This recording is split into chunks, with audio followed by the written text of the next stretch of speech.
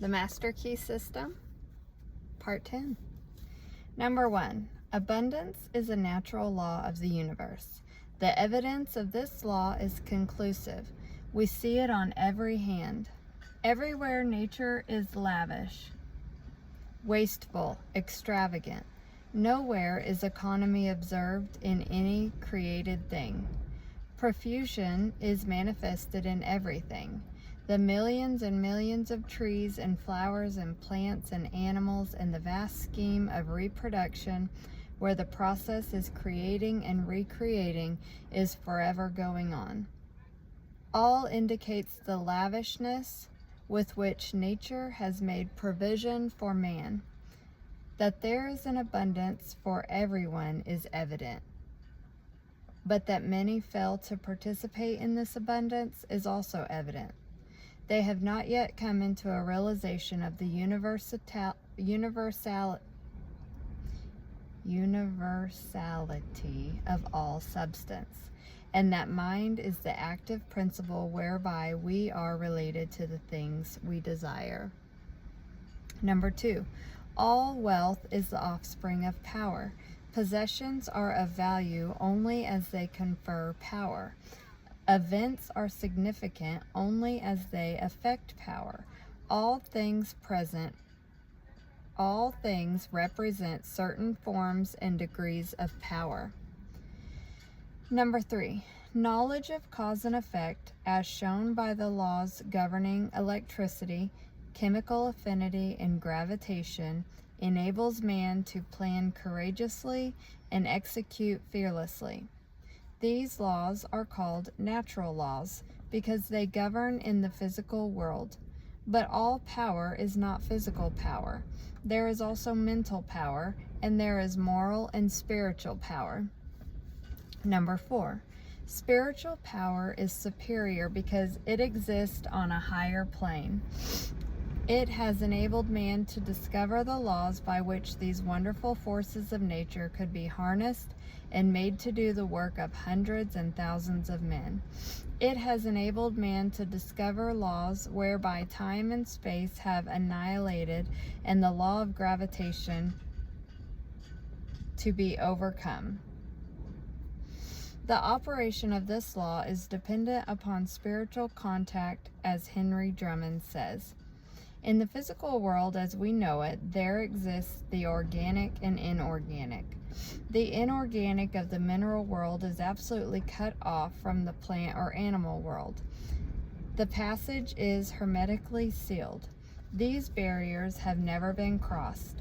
No change of substance, no modification of environment, no chemistry, no electricity, no form of energy, no evolution of any kind can ever endow a single atom of the mineral world with the attribute of life. Number 6. Only by the bending down into this dead world of some living form can those dead atoms be gifted with the properties of vitality. Without this contact with life, they remained fixed in the inorganic sphere forever. Huxley says that the doctrine of biogenesis, or life only from life, is victorious all along the line, and Tyndall is compelled to say, "I affirm that no shred of trustworthy evidence exists to prove that life in our day has ever appeared independent of antecedent life." Number 7. Physical laws may explain the inorganic. Biology explains and accounts for the development of the organic. But of the point of contact, science is silent. A similar passage exists between the natural world and the spiritual world. This passage is hermetically sealed on the natural side. The door is closed. No man can open it. No organic change, no mental energy, no moral effort, no progress of any kind can enable any human being to enter the spiritual world. But as the plant reaches down into the mineral world and touches it with the mystery of life, so the universal mind reaches down into the human mind and endows it with new, strange, wonderful, and even marvelous qualities. All men or women who have ever accomplished anything in the world of industry, commerce, or art have accomplished because of this process. Number 9. Thought is the connecting link between the infinite and the finite, between the universal and the individual. We have seen that there is an impassable barrier between the organic and the inorganic, and that the only way that matter can unfold is to be impregnated with life. As a seed reaches down into the mineral world and begins to unfold and reach out, the dead matter begins to live. 1,000 invisible fingers begin to weave a suitable environment for the new arrival. And as the law of growth begins to take effect, we see the process continue until the lily finally appears. And even Solomon in all his glory was not arrayed like one of these. Number 10. Even so, a thought is dropped into the invisible substance of the universal mind, that substance from which all things are created, and as it takes root, the law of growth begins to take effect, and we find the conditions and environment are but the objective form of our thought. Number 11. The law is that thought is an active, vital form of dynamic energy which has the power to correlate with its object and bring it out of the invisible substance from which all things are created into the visible or objective world. This is the law by which and through which all things come into manifestation. It is the master key by which you are admitted into the secret place of the Most High and are given dominion over all things. So I'm going to read that again. The law is that thought is an active, vital form of dynamic energy which has the power to correlate with its object and bring it out of the invisible substance from which all things are created into the visible or objective world. This is the law by which and through which all things come into manifestation. It is the master key by which you are admitted into the secret place of the Most High and are given dominion over all things. With an understanding of this law, you may decree a thing, and it shall be established unto thee. Number 12. It could not be otherwise. If the soul of the universe as we know it is this universal spirit, then the universe is simply the condition which the universal spirit has made for itself. We are simply individualized spirit and are creating the conditions for our growth in exactly the same way. Number 13. This creative power depends upon our recognition of the potential power of spirit or mind and must not be confused with evolution.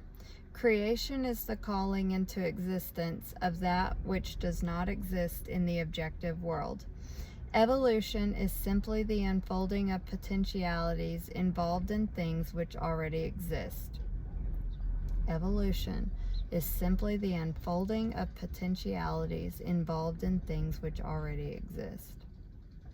Number 14. In taking advantage of the wonderful possibilities opened up to us through the operation of this law, we must remember that we ourselves contribute nothing to its efficacy, as the great teacher said, "It is not I that doeth the works, but the Father that dwelleth in me, he doeth the work."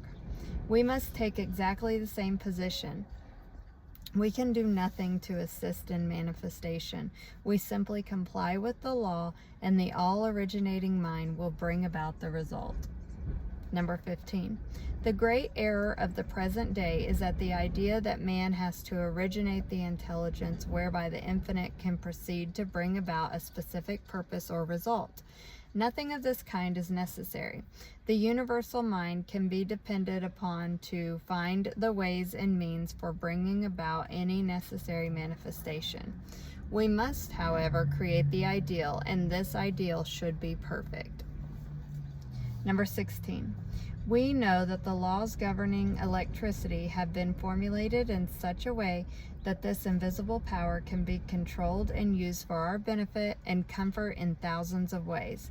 We know that messages are carried around the world, that ponderous machinery does its bidding, that it now illuminates practically the whole world.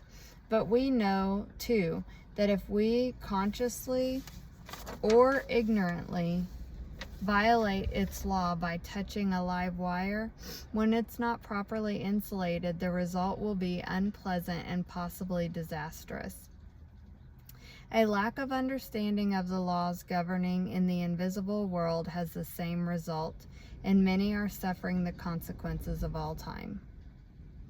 Number 17, it has been explained that the law of causation depends upon polarity. A circuit must be formed. The circuit cannot be formed unless we operate in harmony with the law.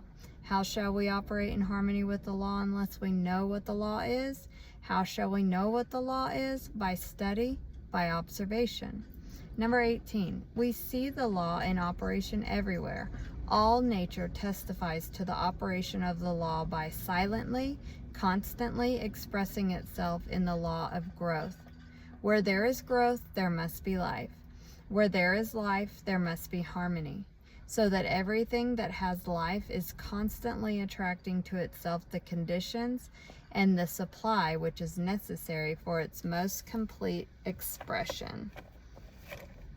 I wish I had a highlighter. That's good.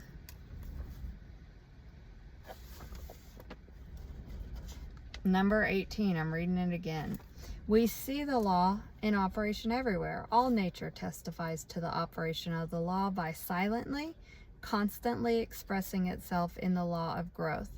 Where there is growth, there must be life. Where there is life, there must be harmony, so that everything that has life is constantly attracting to itself the conditions and the supply which is necessary for its most complete expression. Number 19, if your thought is in harmony with the creative principle of nature, it is in tune with the infinite mind, and it will form the circuit. It will not return to you void, but it is possible for you to think thoughts that are not in tune with the infinite. And when there is no polarity, the circuit is not formed. What then is the result? What is the result when a dynamo is generating electricity? The circuit is cut off and there is no outlet. The dynamo stops. Dynamo? Number 20. It will be exactly the same with you. If you entertain thoughts which are not in accordance with the infinite and cannot therefore be polarized, there is no circuit. You are isolated. The thoughts cling to you, harass you, worry you, and finally bring you disease and possibly death.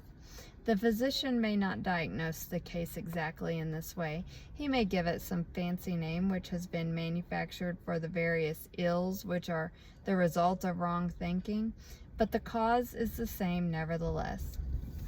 Number 21. Constructive thought must necessarily be creative.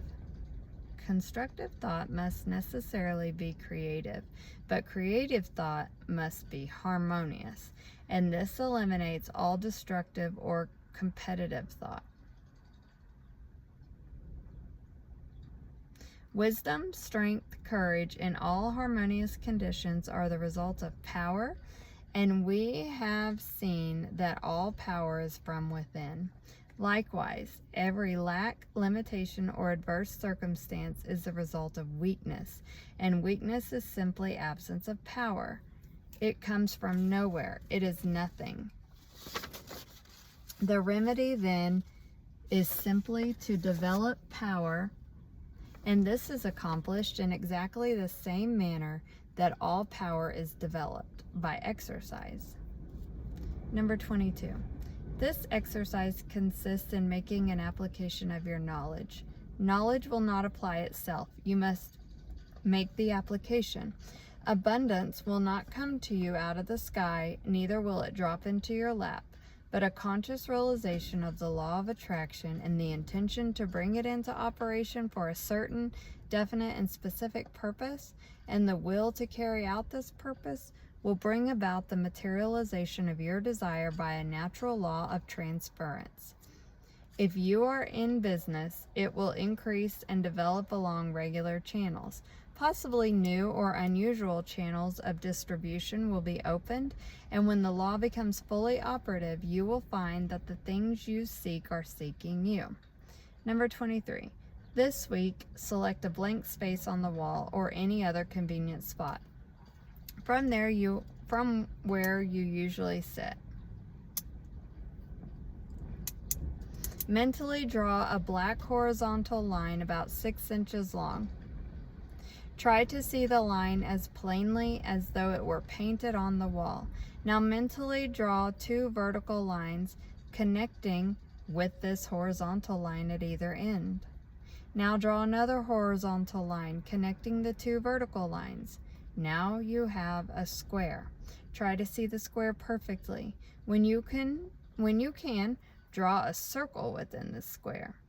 Now place a point in the center of the circle. Now draw the point towards you about 10 inches. Now you have a cone on a square base. You will remember that your work was all in black. Change it to white, to red, to yellow. Number 24. If you can do this, you are making excellent progress, and you will soon be enabled to concentrate on any problem that may have in mind.